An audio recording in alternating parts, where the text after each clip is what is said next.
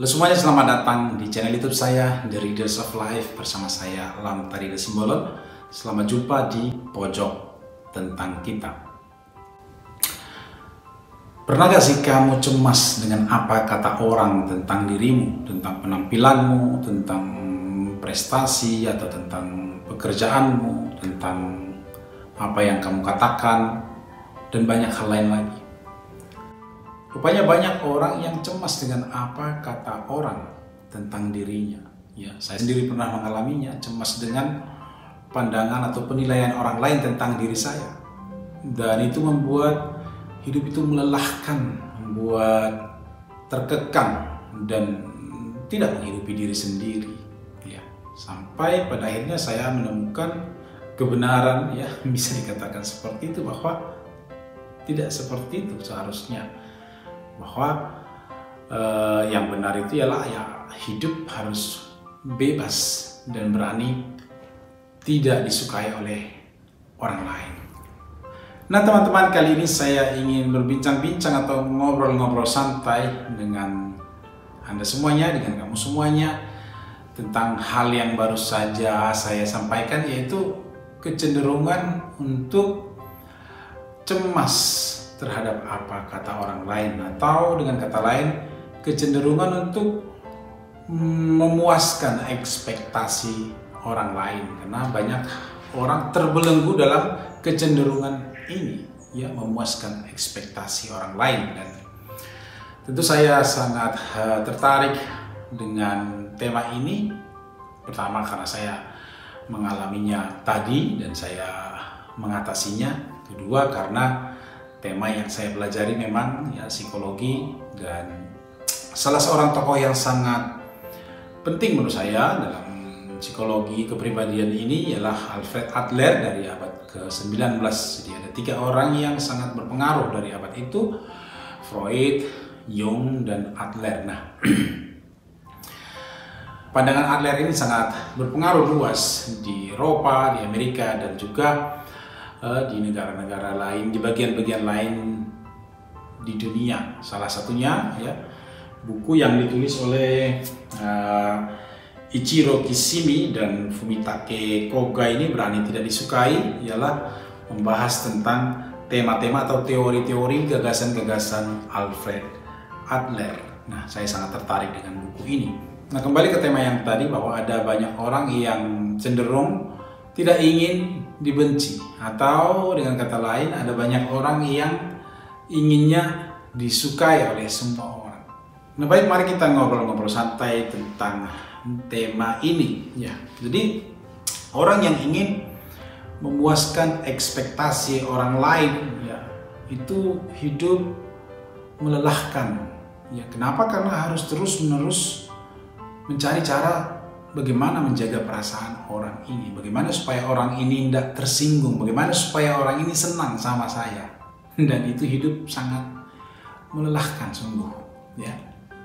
Hidup menjadi terkekang, tidak bebas, kita dikontrol oleh orang lain. Tapi yang benar ialah bahwa kita dikontrol oleh pikiran kita sendiri. Kita dikontrol oleh keinginan kita untuk disukai tadi, hasrat untuk disukai tadi. Bukan orang lain yang benar mengontrol pikiran kita.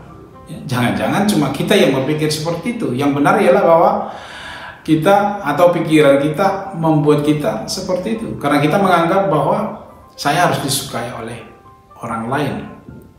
Kita menganggap bahwa kita maunya jangan dibenci oleh siapapun, dan karena itu kita terus-menerus mencari cara bagaimana untuk memuaskan ekspektasi orang lain, ya.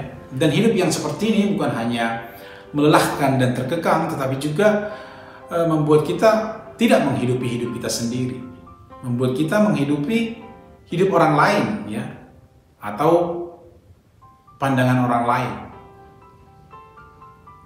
Nah, tentu ini membuat kita menjadi tidak otentik dengan diri kita sendiri. Pertanyaan tentu saja, kenapa sih orang mempunyai kecenderungan ini? Yaitu kecenderungan untuk memuaskan ekspektasi orang lain, atau ingin supaya disenangi atau disukai orang lain. Tentu pertama-tama ini hal yang normal, ya, hal yang wajar bahwa kita semuanya senang kalau kita disukai orang lain. Dan ini kecenderungan diri kita untuk meraih ini. Tapi selain itu ada juga hasrat ingin diakui. Ya. Hasrat ingin diakui. Jadi kita ini ingin diakui oleh orang lain. Ya.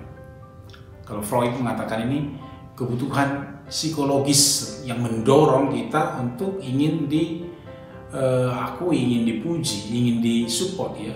Ketergantungan afeksi terhadap orang lain. Nah, tentu saja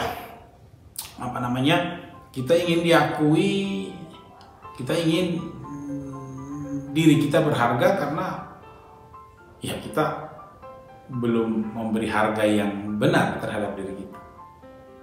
Maksudnya bagaimana? Ya, maksudnya kita mencari harga diri dari orang lain karena kita belum memiliki harga diri. Kita sendiri belum mampu memberi harga kepada diri kita sendiri. Ya, ini tema tentang harga diri ini atau self esteem. Nanti barangkali di lain waktu bisa kita perbincangkan juga. Nah,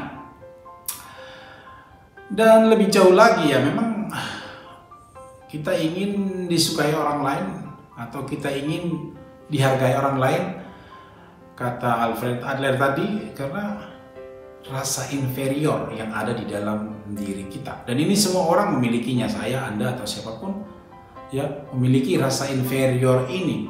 Ketika kita lahir, kita adalah makhluk yang tidak berdaya dan kita ingin berdaya. Kita ingin bisa menangis, tertawa, bergerak, berjalan, dan demikian. Orang dewasa pun menggunakan logika bayi ini, ya. Orang dewasa, ya anak-anak, misalnya para pelajar ingin prestasi yang baik, kemudian ingin sekolah, ingin SMA, ingin kuliah, ingin bekerja yang sukses, mendapat uang yang banyak dan sebagainya. Ya, kita ingin meningkatkan diri. Nah, tentu saja penyebab lain ialah sistem pendidikan dan budaya kita yang menganut, bisa dikatakan seperti itu, reward and punishment, artinya hadiah dan hukuman. Hadiah diberikan kepada yang pintar, yang hebat, yang luar biasa, ya, baik di sekolah ataupun dalam dunia kerja, dan hukuman diberikan kepada yang bersalah atau tidak berprestasi. Kembali ke tema yang tadi, apakah kita bisa memenuhi ekspektasi semua orang? Ini tidak bisa. Ya. Faktanya adalah bahwa akan ada selalu orang yang tidak suka dengan kamu. Apapun yang kamu katakan atau yang kamu kerjakan, akan selalu ada orang yang tidak suka dengan kamu. Itu faktanya.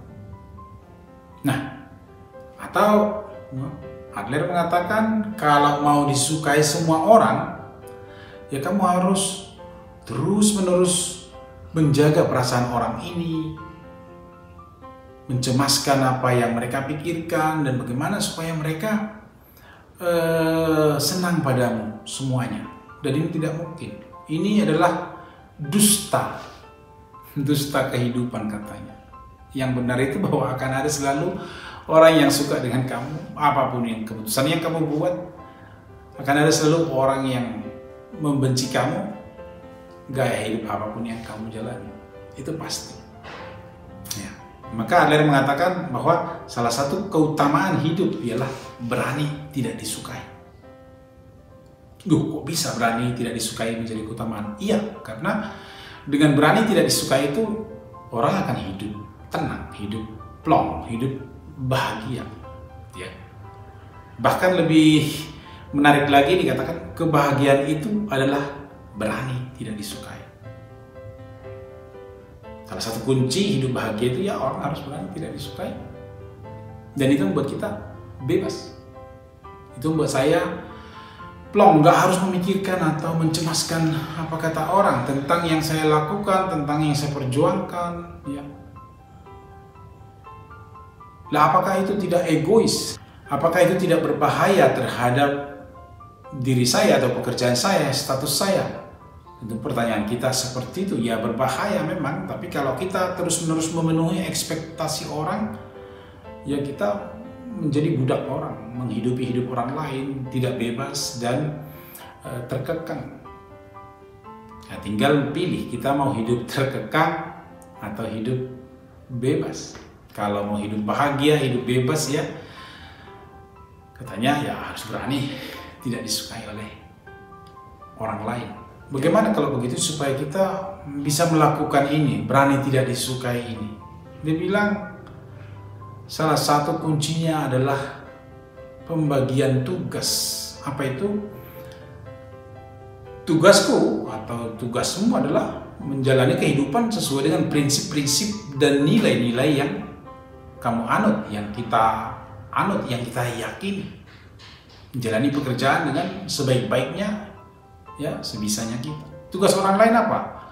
Memberikan penilaian terhadap apa yang kita lakukan, itu tugas mereka. Itu mau dikatakan buruk atau baik, nah itu tugas mereka. Itu berada di luar kontrol kita, itu dalam kontrol mereka. Dan banyak hal akan terselesaikan kalau kita bisa melakukan pembedaan ini. Oh, itu urusannya dia, tugas dia. Saya sudah melakukan yang terbaik, kita dalam pendidikan, dalam pekerjaan, dalam keluarga, dalam masyarakat, dalam institusi-institusi yang saya ikuti, yang saya terlibat di dalamnya. Dan tugas orang lain atau urusan orang lain adalah memberikan penilaian terhadap itu. Dan saya kalau mau hidup plong, bebas, bahagia, tidak terlalu ambil pusing dengan hal itu semuanya. Baik teman-teman semuanya, itu bincang-bincang kali ini tentang berani tidak disukai. Dan sekali lagi ini adalah pilihan kalau kamu atau kita mau memilih hidup otentik, hidup bebas, tidak tertekan, tidak dikendalikan oleh orang lain ya. Salah satu keutamaan menurut Alfred Adler ini adalah berani tidak disukai atau berani dibenci. Sekali lagi, apapun yang kita lakukan, yang kita kerjakan, akan selalu ada orang yang tidak suka dengan kita, akan selalu ada orang yang membenci kita, dan itu tidak apa-apa. Tidak apa-apa kalau saya tidak disukai oleh orang lain, karena saya hidup tidak hanya untuk memenuhi ekspektasi mereka. Saya hidup untuk menjalani hidup saya dengan nilai-nilai yang saya pilih. Sekian dulu untuk video kali ini. Sampai jumpa di video berikutnya.